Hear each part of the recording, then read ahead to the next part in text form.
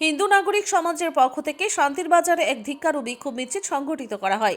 বাংলাদেশের ময়মনসিংহ জেলার হিন্দু ভাই দীপু দাসকে অমানবিক নির্যাতন ও হত্যার ধিক্কার জানিয়ে হিন্দু নাগরিক সমাজের পক্ষ থেকে শান্তির বাজারে এক ধিক্কার ও বিক্ষোভ মিছিল সংঘটিত করা হয়। শান্তির বাজার মোটর স্ট্যান্ড থেকে মিছিলটি শুরু হয়ে শান্তির বাজারের বিভিন্ন পথ পরিক্রমা করে পুনরায় মোটর স্ট্যান্ডে গিয়ে সমাপ্তি হয়। আজকের এই বিক্ষোভ মিছিলের মাধ্যমে বাংলাদেশকে হুঁশিয়ারি করা হয়। মিছিল শেষে সংবাদ মাধ্যমের সম্মুখীন হয়ে আজকের এই কর্মসূচি সম্পর্কে জানান দেওয়া হয়।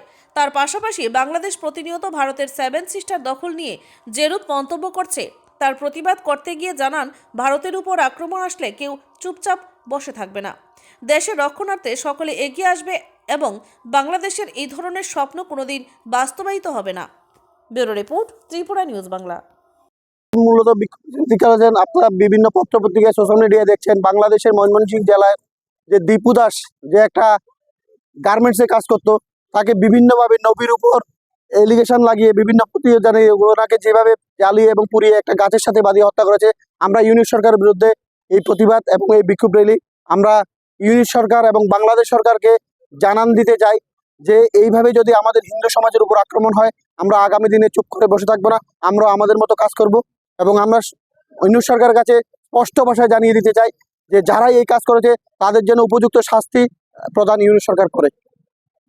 7 সিস্টারকে নিয়ে তারা মানে বলতেই পারে, বহুত রকমের কথা বলতেই পারে, কিন্তু ভারতবর্ষ থেকে এক কোদাল মাটি নেওয়ার ক্ষমতা বাংলাদেশ সরকারের নেই, ইউনিট সরকারের নেই।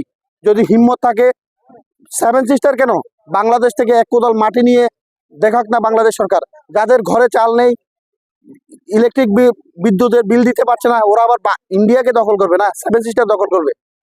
আমরা তো হাতে চুরি করি নেই, আমরাও পারি আমাদের মতো জবাব দিতে, কারণ আমরা সনাতন ধর্মে বিশ্বাস করি, সনাতনে বিশ্বাস করি। সনাতন ধর্ম আমাদের উগ্রতা শিখায়নি, মারামারি শিখায়নি, কিন্তু ওরা যেভাবে জিহাদিরা যেভাবে আমাদের হিন্দুদের উপর অত্যাচার করছে, দীপু দাসকে যেভাবে হত্যা করলো সেটা পুরা বিশ্ব দেখেছে। এই নির্মম একমাত্র সন্ত্রাসবাদীরাই করতে পারে এবং ইউনিট সরকারই করতে পারে।